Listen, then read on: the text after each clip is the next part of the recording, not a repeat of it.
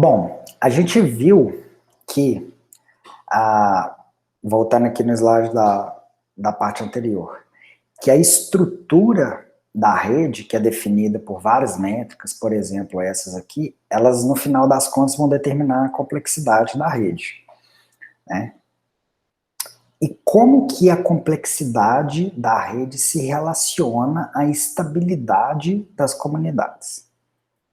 Bom, vamos lá.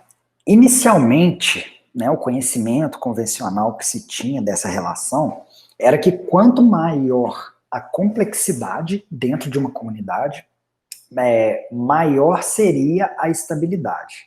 Tá? Ou seja, comunidades mais complexas teriam uma estrutura melhor para se manter em face a algum distúrbio, alguma variação ambiental.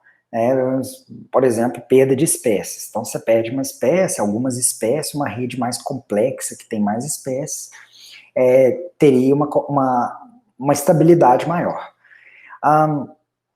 Então, assim, de novo, complexidade pensando em riqueza de espécies, e mais interações na média entre as espécies, a força da interação. Então, lembrando que são algumas das métricas, né, algumas das métricas que definem essa complexidade. Tá? Então, assim, esse era o que se tinha de conhecimento convencional. Tá? Então, comunidades mais complexas, seja porque elas teriam mais caminhos para tamponar essa variação de efeito, como eu disse ali, uma perda de espécie, uma perda de uma interação, seria compensada por outros. Tá? Bom, até que estudos com modelos matemáticos, a partir da década de meio para o final da década de 70, desenvolvidos pelo Bob Robert May, ele trabalhou muito ativamente na interface ali com modelos matemáticos, ele tem um histórico de formação de física também, e trabalhou muito com esses modelos matemáticos na ecologia. E esses modelos mostraram o contrário. Então, ele construiu alguns modelos de teias tróficas que tinham um número de espécies e examinou com determinado número de espécies lá, e examinou como que, verificou, investigou como que o tamanho da população de cada espécie que estava naquele modelo mudava a estabilidade daquelas populações individuais.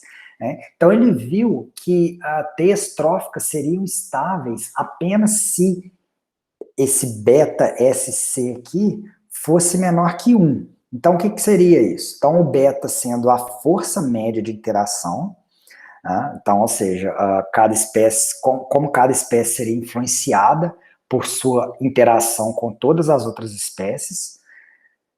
Então, aquelas métricas que a gente já viu, né? C, a conectância, né? Então, quantas interações, né? Na verdade, a média de fração de pares de interação naquela teia trófica, as espécies interagiam diretamente, e o número de espécies. Então, lembrando que tudo isso, esses atributos aqui, são indicativos de complexidade, né? Quanto maiores eles fossem, maior a complexidade. Então, esse modelo, juntamente com outros da época, sugeriam que maior complexidade levaria à instabilidade.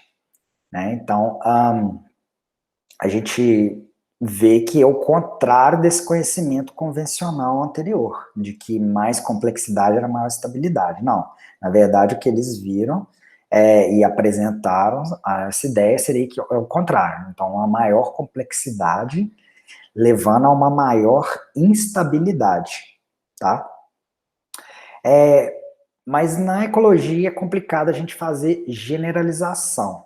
E isso aqui, o que ele mostrou foi para populações dentro de uma comunidade. Então, veja só, lembrando, lá do começo, o que são as populações? São indivíduos de uma mesma espécie. Então, se você analisa aquela população, a maior complexidade da rede vai gerar maior instabilidade. Beleza. Opa.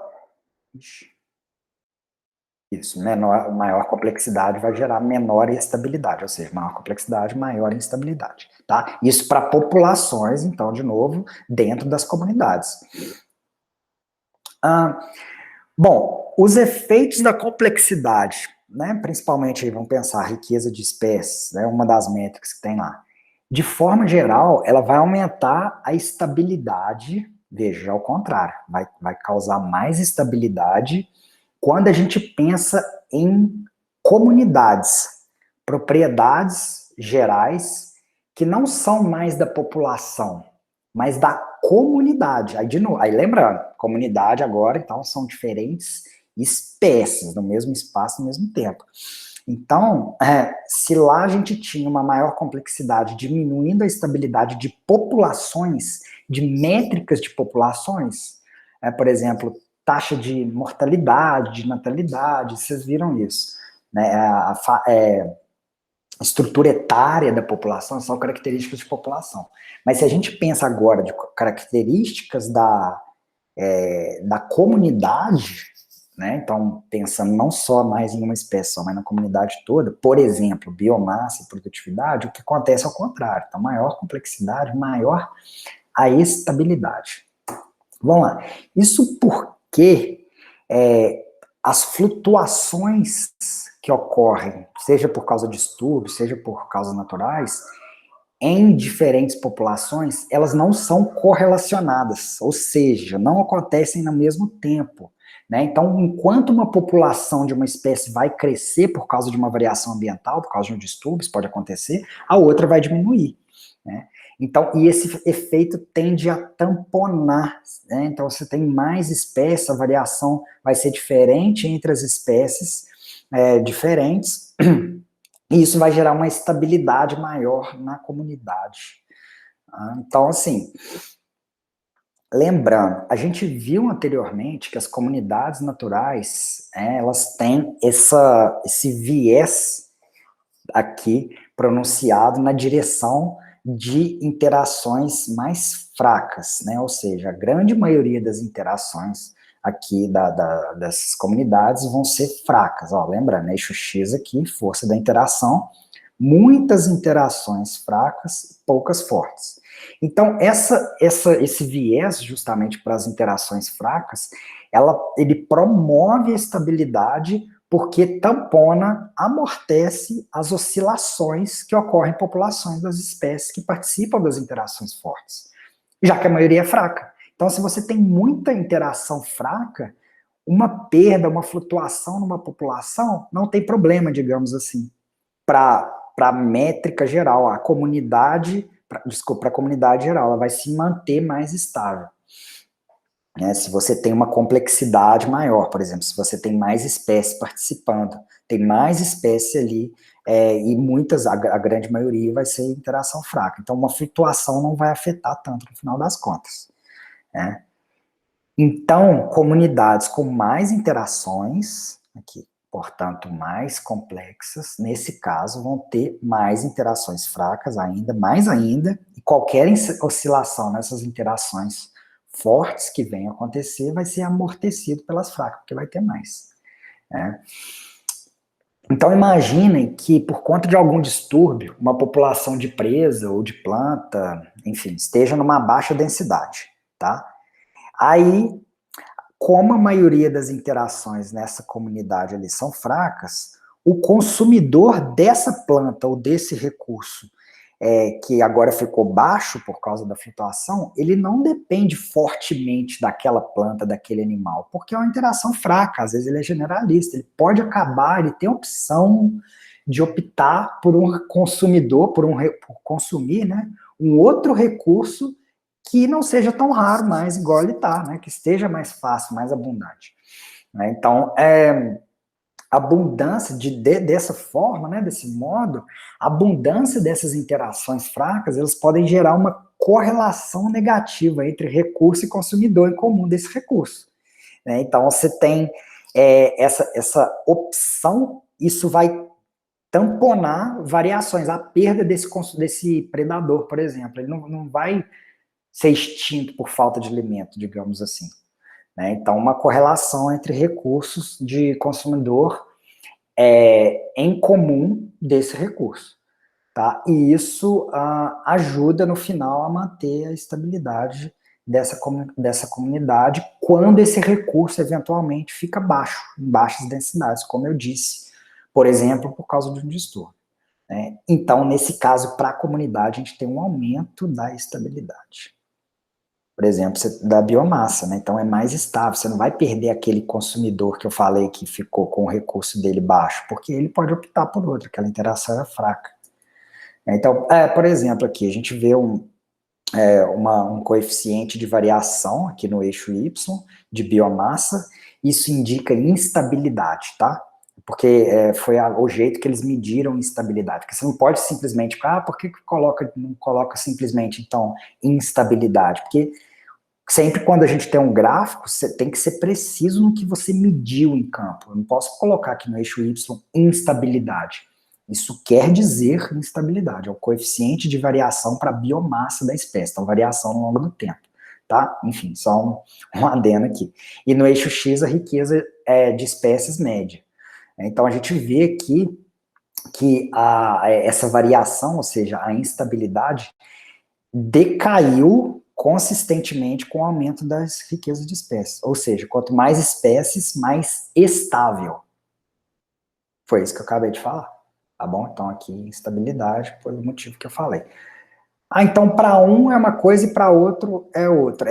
No padrão, sim. Então, a gente tem para a população, né, vamos pegar aqui no eixo Y, no eixo X, desculpa, a riqueza de espécie, o eixo Y, o coeficiente de variação, né, então a variabilidade, ou seja, de novo, instabilidade, é diferente para a população e para a comunidade.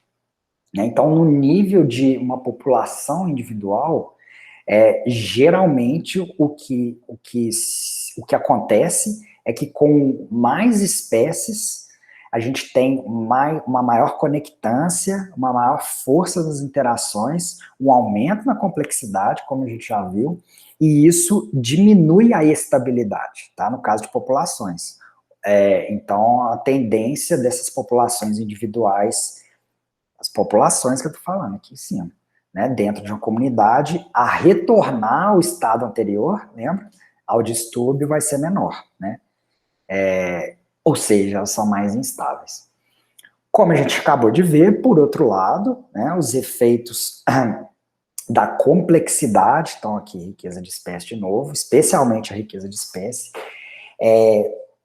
aumenta sobre as comunidades, aumenta a estabilidade, né? Então agrega propriedades aí de comunidades, elas vão ser mais consistentes ao longo do tempo. Então vai variar menos biomassa, por exemplo, vai variar menos produtividade, no caso da comunidade como um todo. Então, de forma ampla, a gente pode pensar que em comunidades mais ricas, com mais espécies, essas dinâmicas, né, agregadas dessas propriedades da comunidade, enfim, as comunidades vão ser mais estáveis, falando de forma simples. Isso não é uma regra geral, absoluta, na ecologia, tá? É um padrão que ocorre frequentemente.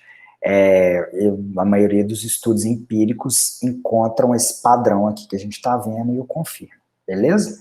A gente se vê no próximo vídeo para terminar, então, a aula de hoje.